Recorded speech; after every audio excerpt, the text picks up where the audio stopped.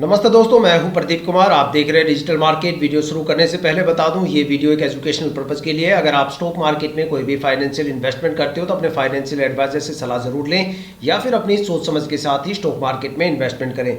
अगर आपको stock market में कोई भी फाइनेंशियल लॉस होता है तो उसके लिए ये वीडियो रिस्पॉन्सिबल नहीं रहेगी। तो चलो दोस्तों, वीडियो शुरू करते हैं।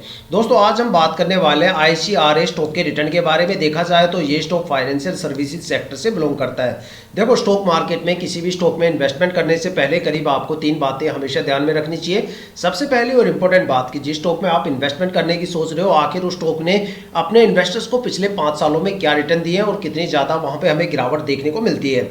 दूसरी सबसे इंपॉर्टेंट बात कि जिस स्टॉक में आप इन्वेस्टमेंट करने की सोच रहे हो, क्या वो स्टॉक शॉर्ट टर्म में ज़्यादा प्रॉफिटेबल है या फिर वो स्टॉक लॉन्ग टर्म में ज़्यादा प्रॉफिटेबल है। और तीसरी सबसे इंपॉर्टेंट बात कि जिस स्टॉक में आप इन्वेस्टमेंट करने की सोच रहे हो, आखिर वहां पे शॉर्ट टर्म और लॉन्ग टर्म में आखिर कितने कितने टाइम ड्यूरेशन की होल्डिंग करने पे आखिर आपको स्टॉक से कितना रिटर्न या फिर लॉस देखने को मिलने वाला है। और यही तीनों बातें आज हम इस वीडियो में डिस्कस करने वाले हैं ICRA स्टॉक को लेके। अगर आपने स्टॉक में कोई भी इन्वेस्टमेंट कर रखा है या फिर आप स्टॉक में कोई भी इन्वेस्टमेंट करने की सोच रहे हो तो ये वीडियो आपके लिए काफी ज्यादा इंपॉर्टेंट होने वाली है, क्योंकि इस वीडियो में मैं आपको बताऊंगा ICRA स्टॉक के पिछले 5 साल के रिटर्न में, जहां पे एक पैटर्न आपके सामने रखने की कोशिश करूंगा, जहां पे एक आइडिया आपके सामने शेयर करने की कोशिश करूंगा कि भाई ये स्टॉक शॉर्ट टर्म में ज्यादा प्रॉफिटेबल है या फिर ये स्टॉक लॉन्ग टर्म में ज्यादा प्रॉफिटेबल है, या फिर ऐसे कौन कौन से टाइम ड्यूरेशन है जहां पे आपको स्टॉक में भर भर के गिरावट या फिर लॉस देखने को मिल सकता है, या फिर ऐसा कौन कौन से टाइम ड्यूरेशन है जहां पे स्टॉक में आपको भर भर के रिटर्न देखने को मिल सकता है। मैक्सिमम स्टॉक में कितनी ज्यादा गिरावट आपको देखने को मिलेगी, मैक्सिमम ये स्टॉक कितना ज्यादा रिटर्न देने का दम रखता है। साथ में एक नजर डालेंगे स्टॉक के होल्डिंग पैटर्न के बारे में, समझेंगे कि होल्डिंग पैटर्न को कैसे देखा जाता है। साथ में एक डिसीजन तक पहुंचने की हम कोशिश करेंगे कि क्या हमें स्टॉक में ट्रेड करना चाहिए या नहीं करना चाहिए। और आपके सारे सवालों के जवाब इस वीडियो में छुपे हुए हैं। वीडियो को पूरा जरूर देखिएगा। तो चलो वीडियो शुरू करते हैं। आई होप यहाँ पे आपको काफी ज्यादा इंफॉर्मेटिव चीजें देखने को मिलने वाली है। दोस्तों, अगर बात करें ICRA स्टॉक के पिछले 5 साल के रिटर्न के बारे में तो देखते हैं स्टॉक ने अलग अलग टाइम ड्यूरेशन की होल्डिंग करने पे अपने इन्वेस्टर्स को आखिर कितने रिटर्न दिए।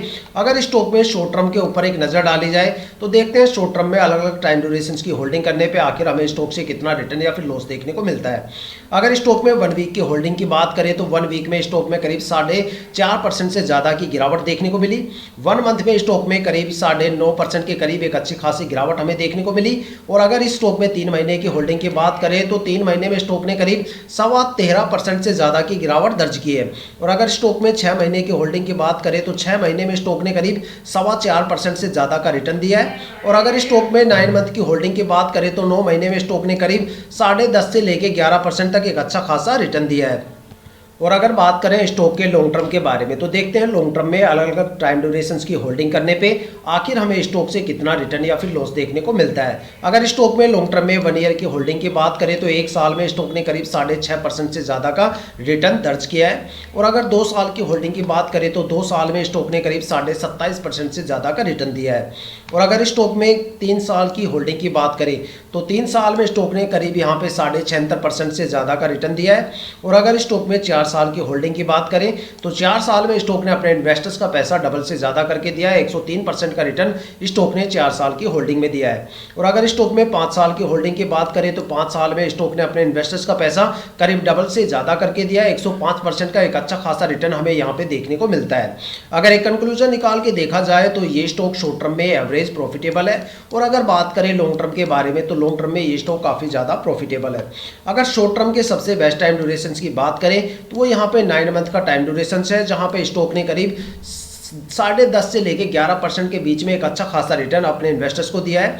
और अगर बात करें लॉन्ग टर्म के बारे में तो लॉन्ग टर्म में सबसे बेस्ट टाइम ड्यूरेशन की अगर बात करें तो वो यहाँ पे 4 साल का टाइम ड्यूरेशन है, जहां पे स्टॉक ने करीब 103% से ज्यादा का रिटर्न दिया है। देखा जाए तो यहाँ पे 5 साल का भी टाइम ड्यूरेशन यहाँ पे 105% के रिटर्न के साथ है, लेकिन यहाँ पे 2% का इंक्रीमेंट का डिफरेंस आता है, वो भी 1 साल के अंदर। तो यहाँ पे 4 साल का टाइम ड्यूरेशन सबसे बेस्ट देखने को मिलता है। अगर देखा जाए तो स्टॉक में यहाँ पे आपको कुछ नेगेटिव टाइम ड्यूरेशंस भी देखने को मिलते हैं, जहां पे 1 वीक से लेके 3 महीने तक का जो टाइम ड्यूरेशन है वहां पे आपको एक अच्छी खासी गिरावट देखने को मिल सकती है। देखा जाए तो स्टॉक में 1 वीक से लेके 4.5% से लेके 13.5% तक की एक अच्छी खासी गिरावट हमें 3 महीने तक के टाइम ड्यूरेशंस में देखने को मिल सकता है। अगर इस टाइम ड्यूरेशंस को आप इग्नोर कर देते हो तो आपको स्टॉक में हर एक टाइम ड्यूरेशंस पे एक अच्छा खासा रिटर्न देखने को मिल सकता है। तो दोस्तों देखा जाए तो आप स्टॉक में किसी भी टाइम ड्यूरेशंस में एंट्री ले सकते हो, लेकिन एग्जिट करते टाइम मैं आपको यही कहूंगा, चाहे वो शॉर्ट टर्म हो या लॉन्ग टर्म हो, आप इस स्टॉक में जितने लंबे टाइम ड्यूरेशंस के बाद एग्जिट करोगे उतना अच्छा खासा भर भर के रिटर्न आपको स्टॉक से देखने को मिलने वाला है। तो दोस्तों ये थी स्टॉक के पिछले 5 साल के रिटर्न के बारे में, जहां पे हमने एक आइडिया आपके साथ शेयर करने की कोशिश की, एक पैटर्न आपको दिखाने की कोशिश की। अब बात करने वाले हैं स्टॉक के होल्डिंग पैटर्न के बारे में। देखो, अगर आप किसी भी स्टॉक के बारे में ये 2 चीज़ें बारीकी से समझ लेते हो कि भाई उस स्टॉक ने पिछले 5 साल में क्या रिटर्न दिया है और उस स्टॉक का होल्डिंग पैटर्न क्या है, तो समझ लो आपने उस स्टॉक के बारे में 60 से लेकर 80% तक जो डीप फंडामेंटल एनालिसिस है वो मात्र चंद मिनट की वीडियो में कर डाली। देखो, ये 2 चीज़ करने के बाद एक आप परफेक्ट डिसीजन ले सकते हो कि भाई क्या हमें उस स्टॉक में इन्वेस्टमेंट करना चाहिए या नहीं करना चाहिए, क्या स्टॉक के आने वाले टाइम में रिटर्न ज़्यादा बढ़ने वाले हैं या फिर आने वाले टाइम में ये रिटर्न आपको और भी ज़्यादा कम देखने को मिल सकते हैं। लेकिन होल्डिंग पैटर्न को देखने से पहले मैं यहाँ पे आपको कुछ बारीक चीजें समझाना चाहता हूं। देखो, किसी भी स्टॉक में इन्वेस्टमेंट करने से पहले वहां पे जो प्रमोटर की होल्डिंग है वो 50% या उससे ज्यादा होनी चाहिए। लेकिन अगर किसी भी स्टॉक के अंदर प्रमोटर की होल्डिंग 50% या उससे कम हो जाती है तो भाई समझ लो प्रमोटर वहां से निकलने के चक्कर में वो अपनी होल्डिंग को जल्दी से रिलीज करने की कोशिश करेंगे, जहां पे नतीजा ये निकल के आएगा कि स्टॉक के अंदर जो स्ट्रेस लेवल है वो काफी ज्यादा बढ़ जाएगा और स्टॉक के जो रिटर्न्स है वो काफी ज्यादा गिर जाएंगे। लेकिन अगर मान लो प्रमोटर की होल्डिंग किसी भी स्टॉक में 60, 70 या 80% या इससे ज्यादा है तो वो स्टॉक या तो मल्टी बैगर बनेगा या फिर वो स्टॉक लॉन्ग टर्म तक एक अच्छा खासा रिटर्न देगा। देखो, स्टॉक मार्केट में 2 सबसे ज्यादा ट्रस्टवर्दी इन्वेस्टर्स होते हैं, एक प्रमोटर और दूसरा यहाँ पे DII, जो कंपनी के साथ काफी लंबे टाइम तक रुकते हैं और अपनी होल्डिंग को धीरे धीरे करके रिलीज करते हैं। लेकिन 2 ऐसी भी कैटेगरी होती है जो सबसे ज्यादा पैनिक होती है स्टॉक मार्केट में। आपको लग रहा होगा कि मैं पब्लिक इन्वेस्टर्स के बारे में बात कर रहा हूँ, बिल्कुल नहीं। अगर आप पब्लिक इन्वेस्टर्स सोचते हो तो आप गलत हो, क्योंकि यहाँ पे जो सबसे ज्यादा पैनिक होते हैं वो FII होते हैं। कई बार तो FII अपनी पूरी की पूरी होल्डिंग सोल्ड आउट करके निकल जाते हैं। आपने देखा होगा इंडियन स्टॉक मार्केट में सितंबर, अक्टूबर और नवंबर में FII ने किस कदर इंडियन स्टॉक मार्केट में बड़े लेवल पे बिकवाली की है और आज नतीजा आपके सामने है गिरावट का। तो यही बात होता है कि FII सबसे ज्यादा पैनिक होती है क्योंकि वो पब्लिक इन्वेस्टर्स से 2 कदम आगे चलते हैं। पब्लिक इन्वेस्टर्स का FII का मतलब होता है फॉरेन इन्वेस्टर्स, वो इन्वेस्टर्स जो डोमेस्टिक मार्केट के साथ साथ ग्लोबल मार्केट में भी इन्वेस्टमेंट करते हैं। जब उनको पता चलता है कि भाई वहां पे गिरावट का सिलसिला शुरू होने वाला है या फिर वहां पे गिरावट शुरू हो गई है, तो यहाँ पे सबसे पहले बिकवाली करना शुरू करते हैं। जब FII बिकवाली करके निकल जाएगी तब पब्लिक इन्वेस्टर्स को समझ में आता है कि भाई FII तो यहाँ से निकल चुकी, अब यहाँ पे एक बड़ी गिरावट दर्ज होने वाली है, तब पब्लिक इन्वेस्टर्स पैनिक होते हैं। आपको पता है स्टॉक मार्केट में 11:30 से लेकर 1:30 बजे का जो टाइम ड्यूरेशन होता है वो एक ऐसा टाइम ड्यूरेशन होता है जहाँ पे FII की एक्टिविटी सबसे हाई देखने को मिलती है। क्यों देखने को मिलती है? क्योंकि उस टाइम ड्यूरेशन के अंदर ग्लोबल मार्केट में या तो प्री सेशन चलते रहते हैं या पोस्ट सेशन चलते रहते हैं काफ़ी मार्केट के, या फिर काफ़ी मार्केट वहाँ पे एक्टिव रहती है और इसी वजह से FII का सबसे ज़्यादा एक्टिव वहाँ पे इसी टाइम ड्यूरेशन में हमें देखने को मिलती है।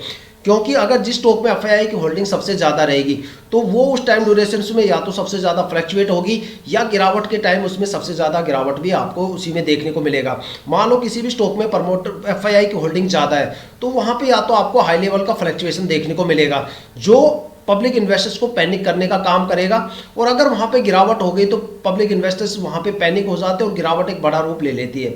इसलिए हमेशा बोला जाता है कि भाई प्रमोटर की होल्डिंग ज़्यादा से ज़्यादा देखो, FII की होल्डिंग कम से कम देखो, उस स्टॉक से आप एक अच्छा खासा रिटर्न मार्केट से गेन कर सकते हो।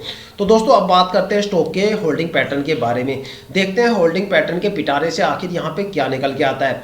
अगर स्टॉक में प्रमोटर की होल्डिंग की बात करें तो यहाँ पे प्रमोटर की होल्डिंग 51.87% है जो पिछले साल भी सेम है। तो इसका मतलब ये है कि पिछले साल से प्रमोटर अपनी होल्डिंग में कोई भी यहाँ पे चेंजेस नहीं है। तो देखा जाए तो प्रमोटर यहाँ पे लंबे टाइम तक रुकने की कोशिश कर रहे हैं स्टॉक के अंदर, और ये स्टॉक एक लंबे टाइम तक एक अच्छा खासा रिटर्न आपको दे सकता है।